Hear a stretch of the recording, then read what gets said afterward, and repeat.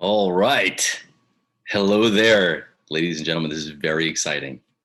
This is very exciting. Let me just get that screen shared. Beautiful. Okay. Why am I so excited, you ask? Well, because all of the shiurim on Navi, and in fact, even the weekly shir on Chumash that is streamed, as opposed to the one on Shabbos, which of course is not streamed because of halachic limitations, all of those shiurim grew out of a certain root, or I should say a certain root.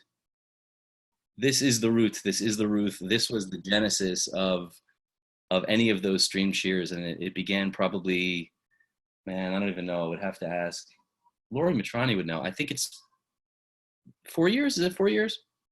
I think it's about 4 years since we've been streaming weekly shiurim, and it all began with Megilat Rus. So I have a very close feeling and a special feeling in my heart for Megilat Rus. Sometimes I'm going to say Rus, sometimes I'll say Ruth, sometimes I'll say Root. Live with it. I'm a very mixed up boy. I grew up in many different places over different eons. So yeah, it's all three, but it all means the same person.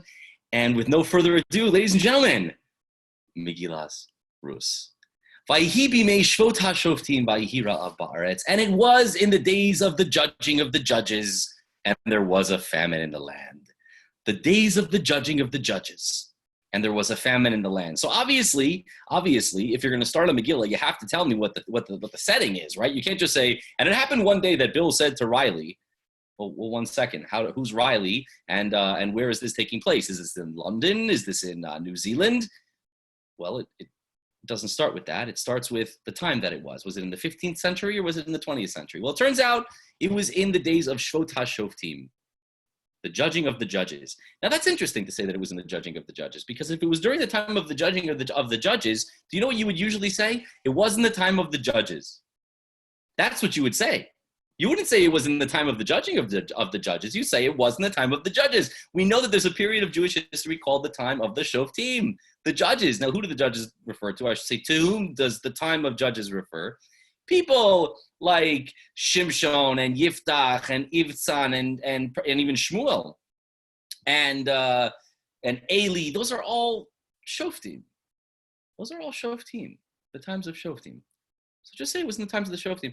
The Talmud explains when it says Vayhi b'mei Shvot HaShoftim, the judges of the judges. The judging of judges. The Gemara explains, Dor sheshaftu es shofteihem. It was a time where people judged the judges. Well, what does that look like? I have no idea what that means. It's not like nowadays people go to Jewish court and they come out screaming that the judges made mistakes. That can't be. It's not like we look up to our Jewish leaders and say, what are they talking about? They don't understand the least bit about science or politics, and they should stay the heck out of this. It was a time of judging the judges, Something that's going to come up repeatedly in this book, and we will finish by Shavuos, I hope, however long it takes. One of the themes, or the main theme that comes out of this book, as we're going to see, is the end of the time of the judging of the judges, the end of the time of the judges completely. So it was in those days, Vayhira Abaretz, there was a famine in the land. Vayelech ish mi Beis Lechem Yehuda, and a man from Bethlehem, which is in Judah, left. Lagor b'snei Moav hu v'ishto shnei banav. He went to live, to sojourn in the fields of Moab, he and his wife and his 2 sons. Okay? He went from Bethlehem, Judah. This is not to be confused with Bethlehem, Tennessee. Because if it would have just said he was from Beit Lechem, you would have thought, oh, it's Beit Lechem, Tennessee. It's not Beit Lechem, Yehuda. I wonder if there's a significance to the fact that it tells you that Beit Lechem is in the region of Yehuda. And he goes to live in Stay Moab. You mean Moab? He goes to live in Moab. There's a country called Moab. Why are you telling me that he's going to live on the prairie? The answer is because he's leaving over a famine. So he leaves the famine-stricken Bethlehem and goes to Stay Moab, the fields of Moab, which of course connotes visions of vegetables and produce. B'shem ha'ish Elimelech, and the name of the man was Elimelech. V'shtei mishto Naami, the name of his wife was Naami. B'shem shnei banav Machlon v'Chilyon Ephrasim mibeit Lechem Yehuda. And the names of his two children were Death and Destruction. They were Ephrites from, was that strange? Yes. Machlon and Kilyon means sickness and destruction. And they were important people. They named him after the great-grandmother. And they were also from Bethlehem of Judah. They were Ephraimites from Bethlehem and Judah. I haven't told you yet that they've been from Bethlehem and Judah. It's not like I just told you that in the previous sentence, so you don't know that. They're Ephraimites from the Bethlehem of Judah, and they came to the fields of Moab, and they were there. They came to the fields of Moab, and they were there. As opposed to one time, I went to an airport, and I wasn't there. Isn't everybody wherever they are? What do you mean they came to the fields of Moab, and they were there?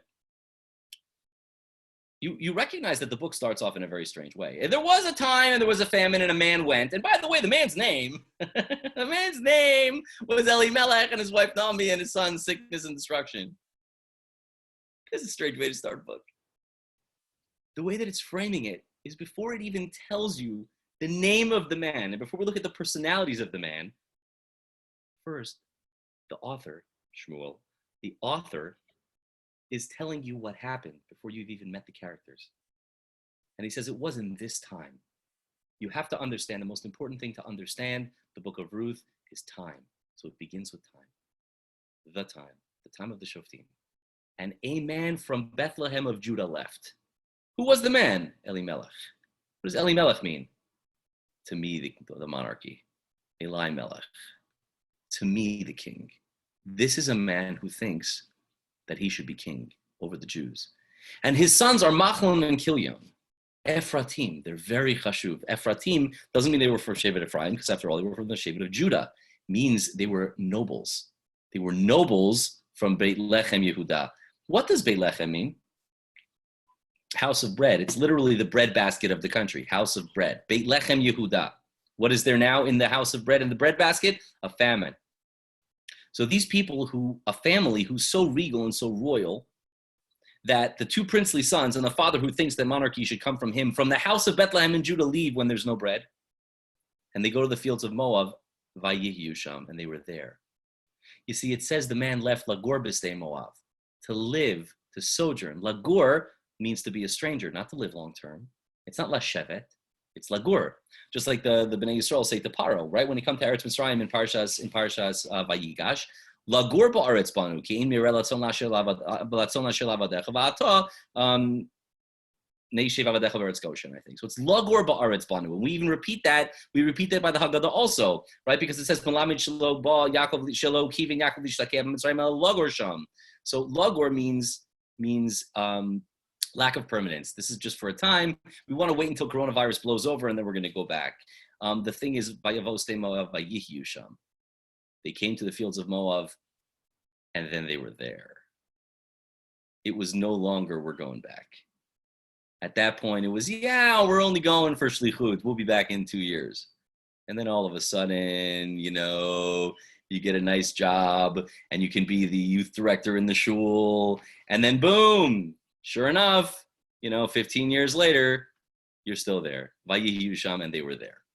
So, Vayamas Elimelech ishnami, vatishaer hiyu shnei baneha. And Elimelech, the man of Naomi. What do you mean the man of Naomi? I know that. It says the man's name was Elimelech and his wife was Naomi. So obviously Elimelech is the husband of Naomi. Thank you for the Department of Redundancy department. When it says Elimelech, the man of Naomi, died, the Gemara understands from this that you see, Ein ish meis el ishto. A man only dies to his wife. What does that mean, the man only dies to his wife? The loss of a person. When a guy dies, the kids, they miss their dad, They miss dad. But dad lives in their mind. Dad lives in their memories. Dad didn't live with them day to day. Dad wasn't a part of their day-to-day lives anymore, unless, God forbid, they're Yisomim, they're very young.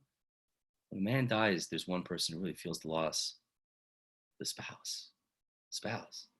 And furthermore, it's important to note, Ish Naomi, the man of Naomi, not the husband of Naomi, the man of Naomi. You understand, Ish and Isha is different than Isha and Ba'ala. Ba'ala is much more of a legal issue. Ish is love and relationship. So Elimelech dies. Vatishaer hi ushnei baneha, and all that remains is she and her two sons. What do you mean? Well, I know how to do the math. It says that a man and his wife and the two kids went somewhere, and then the man died, and I remember the book, How Many Monkeys Are Jumping on the Bed, so I know that now that leaves her and her two sons. It's important to recognize who we're dealing with over here. We're dealing with a guy that thinks that the Jewish monarchy should come from him.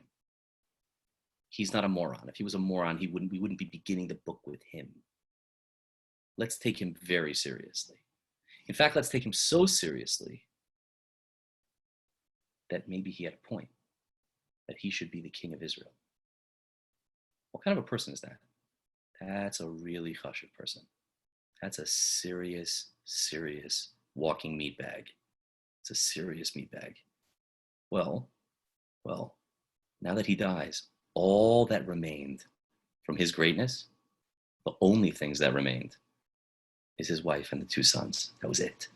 Back where he was from in Israel, the great man, the great man that everybody knew, that everybody loved, the rich guy, nothing remained. Why not?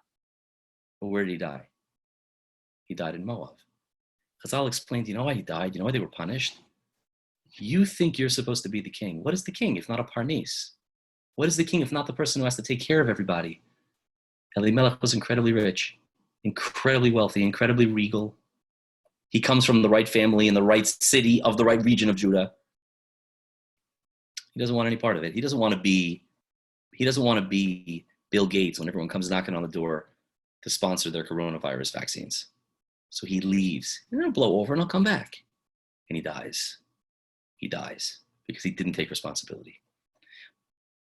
So all that's left now, all that's left of the regal, once regal, incredible man that was Elimelech is now his wife who mourns him and her two sons.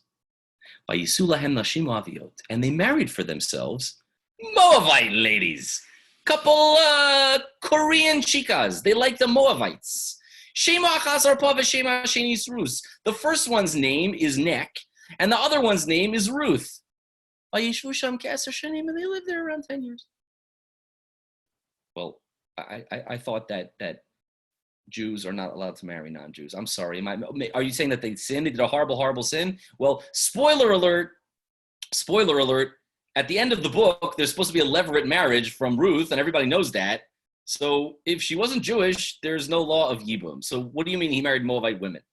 It's very important to understand, and the Rambam is clear about this. The Rambam is clear about this when he talks about Gerim, and I think also contextually it's clear. Of course, they converted to Judaism to marry Machlon and Kilvion. Of course they did. But as the Rambam explains, sometimes a person wants to be Jewish because, oh my gosh, I need to marry that guy. Or, oh my gosh, I need to marry that girl. But her parents won't let me marry her. Her parents won't let me marry her because I'm Episcopalian. But it's not a problem because, honestly, being Episcopalian has never really meant that much to me. By the way, this is nothing poor about Episcopalians. You can put in any other religion there and it works the same too. It's like, yeah, I understand. I've never really been that devout a Mormon. I've never been that devout a Buddhist. So it's like totally fine if I'm actually Muslim. It doesn't matter. I don't mind standing under a huppah. It's okay. Well, as we know, that's not what Judaism is about, and that's not what conversion is about. Conversion is a very serious business. So the Rambam explains that oftentimes the pasuk will say in the beginning, for example, by Shlomo HaMelech, that he married Egyptian women. He married an Egyptian wife. She didn't convert. He goes, yeah, she converted. But the end of the process showed that she wasn't real. And therefore we continue calling her, we continue by calling them women who aren't Jewish, despite the fact that legally they were. That's what the Rambam says in Arabia, I believe. Now, they married two women. Who were these guys? These guys were families, regal families, from a major family in Judah, and they're totally rich, and they go to Moab, and they marry Ruth and Orpah. Who are Ruth and Orpah? Well, who do you think the children of the king, a guy who thinks he's going to be king, are going to marry? The answer is some very, very important daughters. They're going to marry some very important daughters. As I'll say, Ruth and Orpah, they're princesses. They come from royal, wealthy houses in Moab. But these people are amazing, this Elimelech family. They're amazing. They think that the Jewish monarchy is eventually going to descend from them. We need to marry into that family, and they do. And they died too. They died too. And all that remained of this one proud family was the woman. And she was bereft of her 2 children and her husband. Which you can ask again. I know she's been bereft of the husband for a couple verses. Why are you telling me again she's bereft of the husband?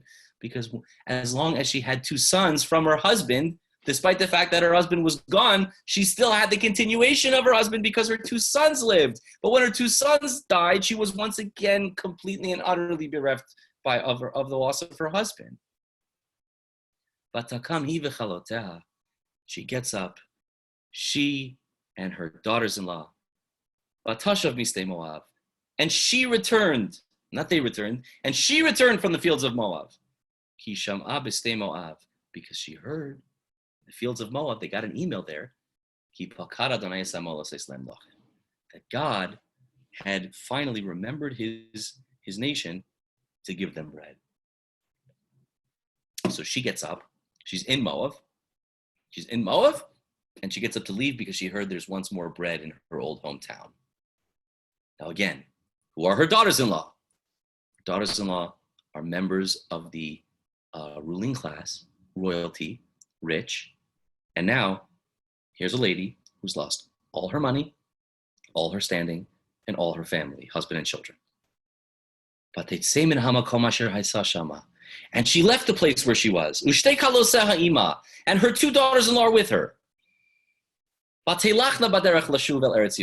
they went on the way to return to the land of Yehuda. I'm sorry. She left from the place where she was. You already told me in the previous sentence, and she arose, and her daughters-in-law are with her, and she returned from Moab. She returned from Moab means she's in Israel again. And then the next sentence is, and she left from the place where she was. Like, I'm sorry, I'm so confused here. The answer is, we're talking about, and the Torah does this constantly. Vayakam, he arose and he left, or Vayered, and he went down. And what do you mean he went down? He went. The point is that when you go somewhere, people tend to think about going places in the context of geography. First I was here, and then I was there. But the truth is, it's not about where on the map you are. It's about where on the mental map you are. So you leave a certain place mentally, emotionally, spiritually, physically. They're all different things. It doesn't matter if I'm in America. Libi Yerushalayim. My heart is in the East. My heart is in the East. Doesn't matter. So she got up. And when she gets up, her daughters-in-law get up, and she returns from Stay Moab. Not they returned. They didn't return anywhere. She, in that moment, returned to Israel. And then she left the place where she was. She had a complete paradigmatic shift. From the last 10 years, she's been living one thing, and then all of a sudden she goes, nope, and she left. And imagine this. Shockingly, Shtei Kaloteha Ima, her 2 daughters-in-law, start following her. And they go together on the highway, on I-95, back to Judah. And Naomi turns to her 2 daughters-in-law and says, Lechna, go. Shovna isha levetima. Each one of you should return to your mother's house. Yas Adonai machem chesed. Kasher asitem imem etim ve'imadi. God should do kindness to you like you have done with the dead and with me. You've been so nice to stay. You're princesses. You can go home, and now you're the dowager princess. Now you return. Remember, in your father's house, you're loaded. You're loaded and you're important. In my house, you're penniless and widowed without children. What are you doing? Go home. You're crazy. And you've been so nice and so good, and I appreciate it. I really do. I appreciate all that we've been through together. Go home. Yitein Adonai lachem. May God give to you. Umetzena menucha isha beit isha. And may each one of you find solace and rest and serenity, a woman in the house of her man. Again, that's the language, isha beit isha. She wants them to have the same type of loving and romantic relationship that she herself, Naomi, had with her husband. Batishak lahen. And she kissed them. Batisena kolan batifkena. And they all cried. Just again, do you understand who Naomi was? Do you understand who she was? This is a lady that two princesses want to go with to a foreign land and live in a homeless gutter with, rather than go home to the court of Europe? Why? The answer is, you only ask that question because you don't know Naomi. Naomi is pleasant. The word Naomi means pleasant. Naomi was regal. Naomi was royal. Naomi was amazing. They wanted to be part of that family. They married into that family because they wanted that family. They could have found themselves very wonderful, very wealthy, very important, and ostentatious Moabite princes to marry as well. They wanted to be here. And she says, guys, go home. Go home. No, we will go back with you to your people. We will go back with you to your people. Whose people are they? They're your people. We will stay with you, and you're going back to your people, so we'll go back with you to your people. But Tomer Naomi, and Naomi says, if they're my people, Shovna benotai, return, my daughters. Lama telach naimi, why would you go with me?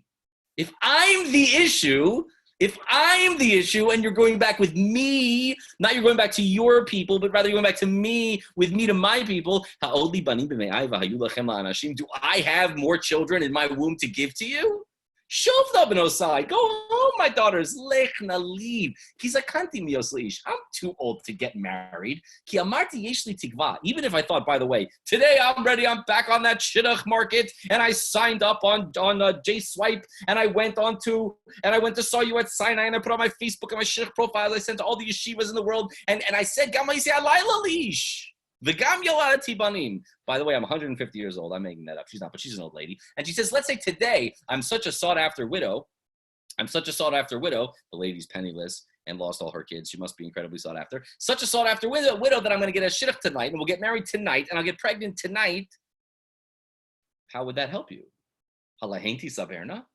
You're going to wait for them? I'm not sure you do. You're going to wait to remarry into my family for another 25 years?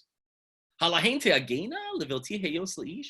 be agunat, chained, not to be with a man? Al benosai. No, my daughters. Kimali ma'od mikem. Very bitter from you. Because the hand of God has been against me. And if you think that when they say Kimarli ma'od mikem, it's very bitter for me from you, she means that. Why from you? I thought that they had done nothing but chesed with her. That's true. The girls, Rus and Orpah, had done nothing but chesed with Naomi. That's very, very true. However, how do you think the Jews back in Judea feel about Naomi's two little chicas from Moab? How do you think that'll play in the yeshiva dinner? Tell me, how's it go? Marli Ma'od Mikem, you guys don't know. You're wonderful and we love you.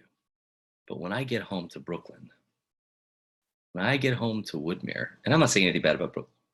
I'm not saying anything bad about people that live in Brooklyn. When I get home and I show up in shul with my Filipino daughter-in-law, well, these people, sorry, they're just not that open-minded. Horrible thing to say. Horrible and true. Vatisena kolan vatifkena od. And again, they cried bitter tears. They realized it's over. The life that they had for the last 10 years is over. Vatishak arpala chamota virus davkaba. And Orpah kisses her mother-in-law, and Rus sticks. The word Orpah, as we said, means back of the neck. What is her name? Her name is Turned Your Back. That is literally the name. Her name is Turned Your Back. Now, Orpah cried, and Orpah kissed, and Orpah was a great lady. Was, and I don't mean historically was. I mean at one point she was, and then she wasn't. We know that Orpah has 4 very big descendants, 4 very big sons come from Orpah. You may have heard of them. Certainly one of them is rather famous. His name rhymes with Papayeth.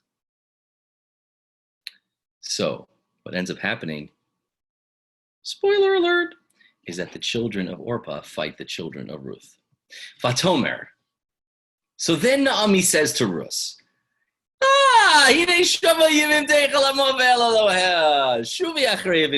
that your sister-in-law went back to her nation, went back to her God.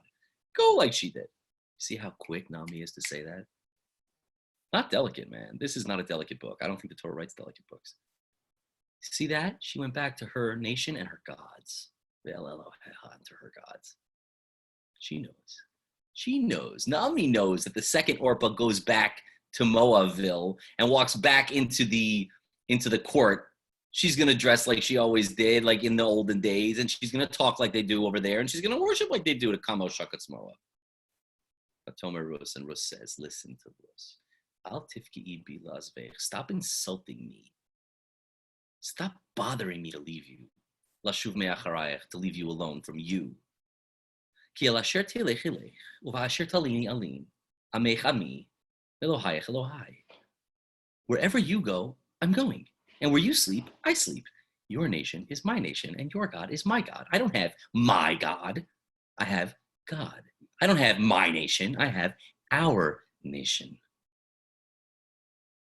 Well, you see, that's a whole different ball of wax, isn't it? Because now Ruth says, I'm not coming for you. I'm not coming. Yeah, you're awesome. Yeah, I love you. Yeah, you're amazing. Yeah, I want to be in your family. Yeah, I see that the monarchy have this vision. I get it. But that's not why I'm coming. It's my nation. It's my God. Ba'asher tamuti amut v'shema kaver. Where you die, I die, and bury me on that spot. Ko yaseh Adonai li v'cho yosif. By God, I swear, ki hamaves yafrid beini uveneich. Only death will separate me from you. Which is so great. So my uncle points out, this is, I think, one of the most amazing words that I've ever heard on Megilat Rus. Rus is a Moabite. Rus is a Moabite. You see, people read the Gemara all wrong. All wrong. The Gemara asks, why does God save Lot from Sodom? He's destroying the whole Sodom. Why does he save Lot? It says, well, shtei predos tovos yeshli. I have these 2 little chicks. Predot are chicks, little baby birds. I have these 2 little chicks that I have to take out of there. Rus and Naama. 2 little chicks. First of all, isn't it strange that you're calling these girls that are going to be born thousands of years later chicks? Isn't that interesting? Right? It's a little bit like put downish, like hashtag me too. I have 2 little chicks. Shtei predot tovo. Listen to what my uncle said. He goes, Shtei predot. Predot. What does predot mean? Separations. I have 2 separations that I have to take out of Lot. Ammon and Moab. Rus HaMoaviyah and Naama HaAmmonit. I have 2 predot. Because you see, when Avraham had the fight with Lot, when Avraham's shepherds had the fight with Lot's shepherds, Avraham says, He pared na me alai. Separate off from me. He pared. Hashem says, I have 2 predot there, 2 separations. Not Lot, he's garbage, but his daughters. The girls are good, Ammon and Moab. What does she say to her? Ruth says, I swear, hamaves yafrid beini uveneich. Only death separates you from me. I'm back. I'm back. Which is so interesting, because what that means is you go through the Megillah of Ruth thinking that the whole story is really about Naomi's family. You realize, Naomi's family, everyone thinks that we want to be connected to and married into Naomi's family. Naomi's not the big deal. Rus is the big deal. Rus reintegrating into the family is a 2,000-year process. When God blew up Sodom, he specifically made sure that there was a getaway vehicle to whisk the great-great-great-great-grandparents of Ruth out of there. It's amazing. Hafrada, my predot, my chicks, not chicks, my separations. There are separations. And when she saw that she was so insistent, she stopped talking to her. And we learn all of the halachas of Gerus from here. all the halachas of gerus, that you push away a person who wants to convert and says, I want to be Yisrael. We say, what are you, crazy? Why do you want to do that? Do you understand all the laws and the intricacies? It's not about basar v'chala. It's about, why do you want? Is it because you want mitzvos? You want to be chayv in mitzvos? I mean, you could be an eved, you could be chayv in mitzvos. The reason that a person wants to be a Yisrael is Amech Ami Velohayach Elohai. Your nation is my nation. Your God is my God. I want to be a Yisrael. I know what that means. We learn this out from Ruth. But it's also interesting to point out that the two most famous converts in the Torah, to the best of my knowledge, are Ruth and Yisro. Think about the words Ruth and Yithro. The only difference is, of course, the Yud. Ruth, Yitro, the Yud. Because Yisro gets the Aseres Dibros, but they're the same person, essentially. They both have the word root, the male and the female roots of the words for conversions. And they went together. Again, that's important, because it tells you at this point, now that Ruth has decided that she wants to come over to the side of the Jews completely and never ever go back, they go together until they get to Beit Lechem. And this is the saddest thing in the world, and it was when they get to Beit Lechem. The entire city was aghast, shocked about them. But Tomarna, and they said, Hazot Naami? Is this Naami? Oh my God. Can you imagine? When I was a kid, obviously this is it's a while back, but remember Princess Di? Princess Di was like, she's so beautiful and so much grace, and everyone loved her, and she was so sweet, and she helped the poor children and the sick people, and it's just like amazing. It's that on steroids. And all of a sudden, can you imagine seeing Princess Di in like a crack den in downtown Miami? Like emaciated and like, just what? Is this Naomi? How could that be? And you know what the worst part is? You know what they didn't say? It's so horrible. They didn't say, are you Naomi? They said, is this Naomi? They didn't even talk to her. They talked about her. Hazot Naomi. So the whole city, Vatehom Kol Ha'ir, the whole city. The pasuk is pointing out that it's the whole city. All the WhatsApp chaps were like, bro, have you seen Naomi? Oh my God, I can't believe it. And they're texting pictures. It's awful. But Tomar Nalihan. So she says to them, Al tikranali Naomi. Don't call me Naomi. Kranali Mara. Call me bitterness. Ki hemar shadai li ma'od. Because God has made me very bitter. He's done very bitter towards me. Ani mele'ah halachti. I left full. I left filled. I left overflowing. V'reikam heshivani Adonai. And God has returned me empty. Lama tikranali Naami. Why would you call me Naami? Va'adonai anabi v'shadai herali. Hashem has responded in me, and God has been bad towards me. What's the responded and done bad? The difference would be, I believe what she's saying. She's not saying crap happens and God hates me. She's not saying God's got a bone to pick with me and just doesn't like me because it's like my hair color. She's not saying that it's a fluke. Hashem anabi b'shakai herali. She's taking responsibility for everything that happened to her. And she's saying God responded in me. All the bad things that happened to her family is anabi. As the first time we see anabi is by to respond in me is by Yaakov. He says meaning when you make a business deal, it has to be able to be verified. She's saying Hashem has verified that I deserved it, and that's why He was bad towards me.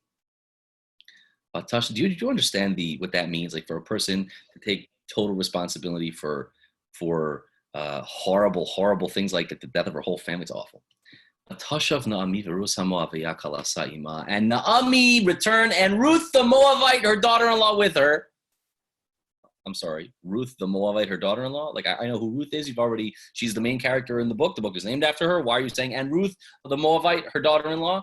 because now we're talking all of a sudden from the vantage point of the people in Bethlehem. So now that they've walked into Beit Lechem, but it's Vatoshav Naomi Virut HaMoaviyah. All of a sudden, she's not Ruth anymore. Who is she? She's Ruth the Filipino. She's Ruth the Moabite. She's Ruth the Shiksa. That's how they look at her. It's horrible. Hashava Mistei Moav, returning from the fields of Moab. Vehema bo Beit Lechem b'tchilat Kitzir Sori.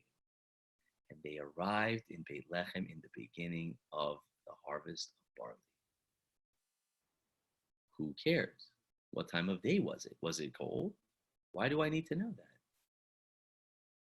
Seems very significant, doesn't it? We end the first chapter in telling you that it's the time of the harvest of the barley, but we're going to see that the whole book revolves around the harvest. The whole book revolves around the harvest. And no, it's not one of those, like Nat Geo specials about barley. That is not the point.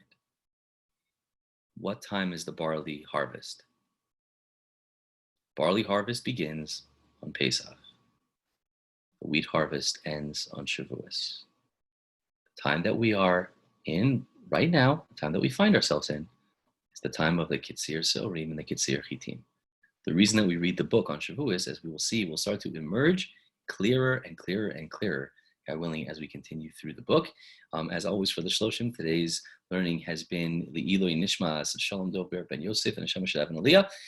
And tomorrow, Be'ezer Hashem, we will continue with second chapter at 4 p.m. live. And then at 7:30, I'm going to be streaming from Lighthouse about whether these times are cursed or caused. Should be a lot of fun. Hope to see you all there. Much love and peace. Have a great day.